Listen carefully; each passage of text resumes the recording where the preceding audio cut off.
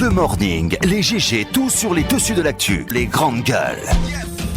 Parler beaucoup, manger l'argent, voyager beaucoup seulement, mais travailler beaucoup, créer des choses, emploi des jeunes, non, non, non. Les dirigeants africains, les dirigeants sont comme ça. Les grandes gueules. Merci de nous rejoindre dans cette émission Les Grandes Gueules sur Radio Espace, mais aussi sur Espace TV. Tous les soirs, vous avez accès à cette émission juste après le 22h, le 10 minutes en langue. Merci à vous tous à l'international. Mesdames et messieurs, vous avez la possibilité évidemment de réagir en direct à nos sujets en partant sur Twitter, hashtag EspaceGG. Sinon, l'autre numéro de téléphone qui s'affiche juste en bas de l'écran, le 00224 657 39 13 13. Sinon, si vous êtes abonné Orange, GG au 8037, avec plaisir, nous allons prendre vos messages en direct dans cette émission. Et c'était une des annonces du président de la République, une journée entière dédiée aux paysans guinéens. Les 12 et 13 mai courants, Nzérékoré abrite l'événement et accueille des délégations importantes en provenance de toutes parts du pays, couronné donc par la présence du chef de l'État lui-même, le professeur Alpha Condé, promouvoir l'entrepreneuriat agricole et vulgariser les chaînes de valeur dans le secteur. L'enjeu majeur, de ce rendez-vous qui attend donc jouer carte sur table quant aux défis et les perspectives de la paysannerie en Guinée.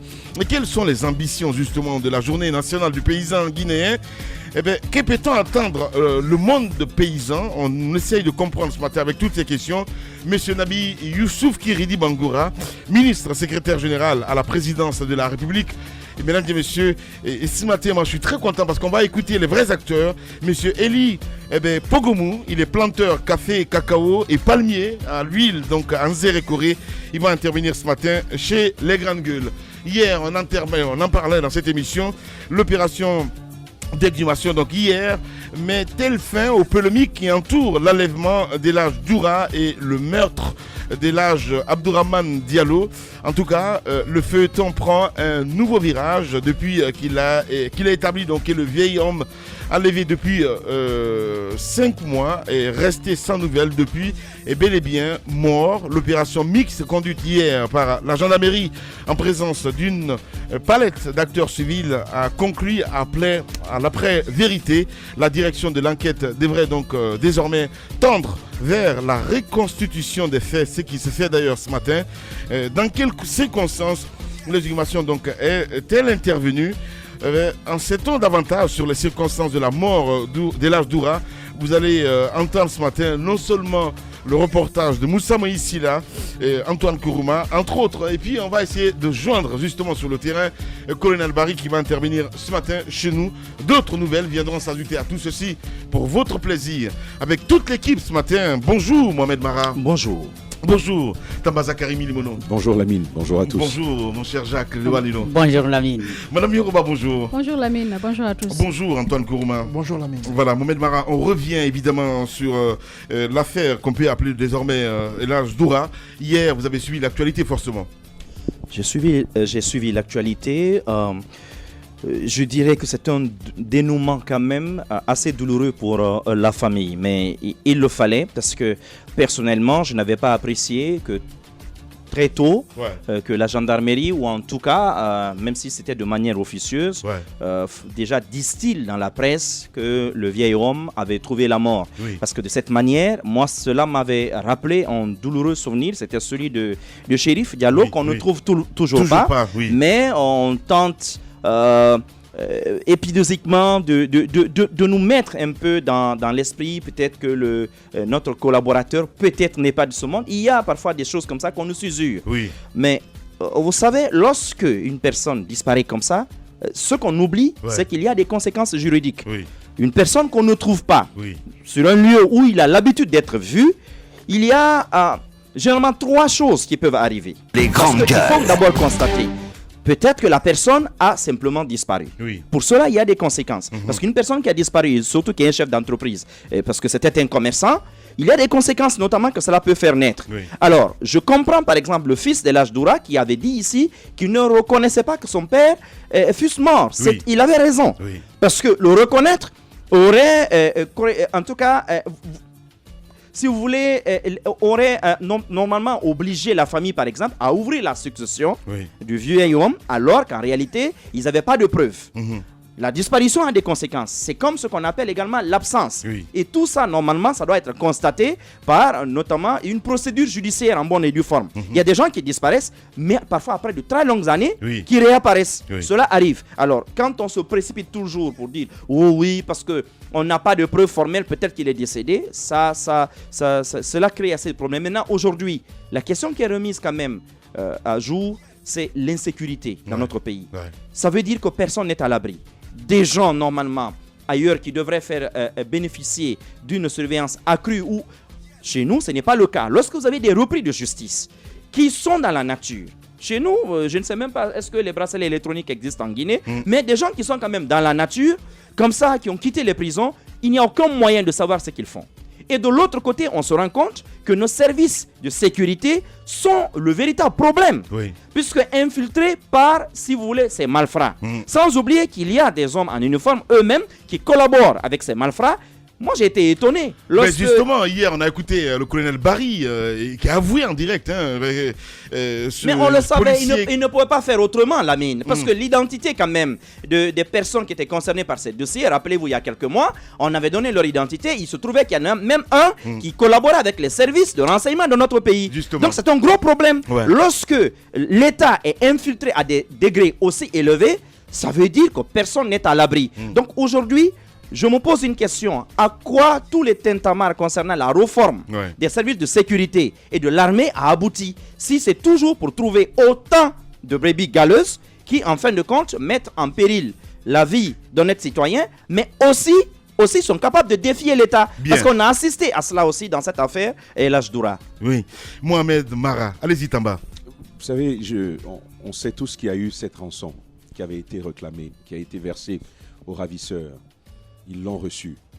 Antoine Kourma reviendra tout à l'heure, où le cerveau présumé de cette affaire a reconnu avoir reçu 100 000 dollars. Lamine, je me suis posé la question, mais pourquoi, après avoir reçu autant d'argent, a-t-on pris sur soi de mettre fin à la vie de ce monsieur? Élucider les circonstances de sa mort sera donc important. Vas-y. Voilà, donc élucider les circonstances de sa mort, de mon point de vue, sera intéressant pour comprendre un peu tout ceci, pourquoi tous les tenants et les aboutissants, les mobiles du meurtre, ce sera important de le savoir. Mais de l'autre côté, et ce qui est le plus important pour moi aujourd'hui, certes, pour El Hadj Abdourahmane Diallo, c'est fini, il est mort, c'est établi. Mais quel est le message est-ce que l'on va renvoyer aux opérateurs économiques qui sont ici dans notre pays, qui œuvrent et qui, il faut le dire, soutiennent l'économie guinéenne? Parce que ça, si l'État guinéen ne prend pas sur lui de bien gérer ce dossier-là, il faut quand même savoir que ça va faire fuir pas mal d'investisseurs dans ce pays. Quand qu'avoir de l'argent dans ce pays peut constituer un danger pour sa propre vie, imaginez comment on vit avec ça. Que vont faire ceux-là que la nature a bénis, qui ont un peu plus d'argent que les autres, quand ils savent surtout que lorsque autour d'eux on saura qu'ils ont de l'argent, c'est leur vie qui sera mise en danger. En quelque sorte, nous sommes en train de vivre dans un pays où avoir de l'argent est devenu un crime. Devenir opérateur économique est devenu un crime. Donc il faut envoyer un message fort. Et ça, c'est de la responsabilité de l'État. S'il ne le fait pas, écoutez, nous allons tous en pâtir et c'est mon regard là-dessus. Donc, il y a des questions que nous devons nous poser et à ces agents de sécurité, bien naturellement, de nous rassurer. Quel est aujourd'hui le degré de sécurité sur cette route-là? Parce que si on peut sortir avec un opérateur économique ou bien avec même un enfant de Conakry, d'où la complicité quelque part. Dépasser le kilomètre 36. Depuis qu'on a enlevé ce barrage-là. Les grandes gueules. On sait tout ce qui se passait au niveau de ce barrage, mais on a ramené le barrage à Kaka. Mais est-ce que le fait que nous ayons une sortie à partir de Koya, parce qu'à partir de Koya, directement, nous avons une sortie vers un autre pays, c'est la Sierra Leone. Je pense que la sécurité doit être démise à partir de ce niveau-là. Sinon, ça va être un refuge pour les ravisseurs et même d'autres grands bandits qui pourraient serait bien évidemment opéré non seulement à Conakry, mais également à Dubreka et pourquoi pas vers Boké et Bofa. Voilà, allez, on va revenir dans un instant, Madame Yoro. Le temps de suivre cet élément de reportage, évidemment. L'opération d'exhumation d'hier met-elle fin aux polémiques qui entourent l'enlèvement d'Elhadj Doura et le meurtre d'Elhadj Abdourahmane Diallo? On pose toutes ces questions ce matin. En tout cas, le feuilleton prend un nouveau virage depuis qu'il est établi que le vieil homme enlevé depuis 5 longs mois est resté sans nouvelles depuis, et bel et bien mort. L'opération mixte conduite hier par la gendarmerie en présence d'une palette d'acteurs civils a conclu à l'après-vérité. La direction de l'enquête devrait donc désormais tendre vers la reconstitution des faits. Nous allons suivre cet élément de reportage signé Moussa Moïsila et Antoine Kourma. Quelques actions de coupe-coupe et premier coup de pelle pour éventrer cette fosse où est enfoui un corps depuis plus de 4 mois. Au milieu de nulle part, dans cette petite forêt du district de Maleya, dans la préfecture de Forêt-Caria, le corps d'Elhadj Abdourahmane Diallo, communément appelé Elhadj Doura, a été mis en terre. Ces ravisseurs, qui l'ont enlevé depuis le 5 décembre 2017, expliquent dans quelles circonstances Elhadj Doura a trouvé la mort. J'ai dit, attends, je vais vérifier comment l'état de vie, parce qu'il faisait le quai, mais c'est calmé. Lorsque je suis venu, j'ai touché le vieux, ça ne mouvement plus. Après, je fais, enlever ce qu'il est porté comme ça, j'ai touché le cœur. Ça trouvait que ça ne fonctionne pas. Le matin, moi je suis sorti, j'ai laissé Elhadj Doura vivant. Je suis sorti maintenant pour partir acheter les manger de Elhadj Doura parce qu'il mange les fonio avec la foutie. Je suis venu jusqu'à Ocase maintenant. J'ai ouvert la porte, j'ai trouvé le monsieur là ici comme ça. Je l'ai vu assis, découragé. J'ai dit, il y a quoi? Il a dit, ah, grand, vraiment, Elhadj a décédé. Et j'ai dit, non, ça ne peut pas faire ça. Je l'ai remis. Après, je l'ai pris maintenant. J'ai dit, non, ça, c'est la mort maintenant. Elhadj Mamadou Diallo, le cerveau de la bande, affirme que son ambition démesurée est à l'origine de son acte ignoble. Lorsque Elhadj Doura sorti à la maison à 4h, quelque comme ça, 5h, bon, Ibro, il a dit, Tony, vraiment, c'est Elhadj Doura qui sortait comme ça. Bon, lorsque Elhadj Doura est venu, maintenant, les premiers cas, c'est moi maintenant qui dois arrêter Elhadj Doura. Mais lorsque j'ai vu les vieux, je n'ai pas pu d'arrêter Elhadj Doura. Et le jour là, on n'a pas fait. On est retourné encore. Le lendemain aussi, on est revenu à 4h du matin encore. Bon, ils ont jugé nécessairement moi, je ne peux pas faire l'action. Maintenant, ils ont donné les missions à quelqu'un qui s'appelle Zimbabwe. Lorsque Elhadj Doura est venu maintenant, Zimbabwe il est venu, il a dit Elhadj assalamu alaikum. Elhadj dit alaikum salam. Maintenant, il a jeté sur Elhadj Doura. Maintenant, nous tous ici, on est sortis, on a aidé de faire entrer Elhadj Doura dans la voiture. Pour l'exhumation, le haut commandement de la gendarmerie nationale, sous la vigilance d'une juge d'instruction, a pris toutes les dispositions. Le site est quadrillé par des gendarmes armés depuis le 26 avril 2018. Après plus de 2 heures de fouilles, sous la clairvoyance du médecin légiste, le corps d'Elhadj Doura, complètement décomposé, apparaît dans la fosse, emballé dans un drap. Sur l'identité du défunt, le médecin légiste ne laisse planer aucun doute. Mais en réalité, on a été mis en présence d'un corps qui était déjà en putréfaction avancée, ce qui est en rapport avec le délai post-mortem. Ça veut dire que c'est quelqu'un qui est mort il y a plusieurs mois et qui a été enterré, ce qui est un très bon signe et qui est en rapport avec la personne que nous recherchions. Et ensuite, on avait certaines données antemortem de Elhadj Doura que nous recherchons. Nous avons pu sur place vérifier certaines données antemortem qui sont révélées également en rapport avec l'identité de Elhadj Doura. Donc à ce stade, on peut affirmer que le corps qui a été exhumé ce matin est bien le corps de Elhadj Doura. Donc aujourd'hui, c'est le médecin légiste qui est là, qui confirme le corps qu'on a vu ici, effectivement, c'est Elhadj Abdourahmane. Donc, tant mieux. Parce que le but, c'est de les retrouver en vie. Et si c'est lui qui est là aujourd'hui, moi, je suis encore très heureux. Parce que mon père nous avait toujours dit, on ne sait pas dans quelles circonstances quelqu'un peut mourir et dans quel pays il peut mourir. Que n'importe où à travers la planète où il mourra, il faudrait que le ramène dans son village, là où repose son père et là où repose sa mère. Aujourd'hui, si c'est lui qui est là, ça va nous permettre, nous, la famille, de faire le deuil et de le ramener dans le village natal et l'enterrer auprès de ceux-ci. La gendarmerie nationale a réussi un beau coup de filet, mais l'enquête, elle, n'est pas encore close. Depuis que la commission a été saisie de l'affaire, nous avons travaillé comme vous l'avez constaté. Vous avez eu des différents résultats au fur et à mesure qu'on transférait les gens au niveau de la justice. Donc avec l'entraide judiciaire, avec la collaboration des uns et des autres, mais aussi de la population, nous avons capitalisé pas mal d'informations que nous avons exploitées. Parmi les suspects arrêtés, 2 maîtrisent les armes. L'un est élève policier et l'autre est militaire radié des effectifs de l'armée. Le corps du vieil homme, octogénaire, a pris finalement la direction du laboratoire du médecin légiste où d'autres analyses médicales l'attendent. Et nous sommes en 2018, vous êtes au pays d'Alpha Condé. Mon ami, on vient d'écouter évidemment cet élément de reportage de Moussa Moïsida. C'est une triste réalité que nous vivons en Guinée. Hier, j'ai échangé avec un ami français, et quand je lui ai expliqué un peu cette situation, il a ouvert de gros yeux pour me dire des enlèvements en Guinée. Il m'a demandé si c'est nouveau. J'ai dit depuis quelque temps, on enlève effectivement des gens en Guinée.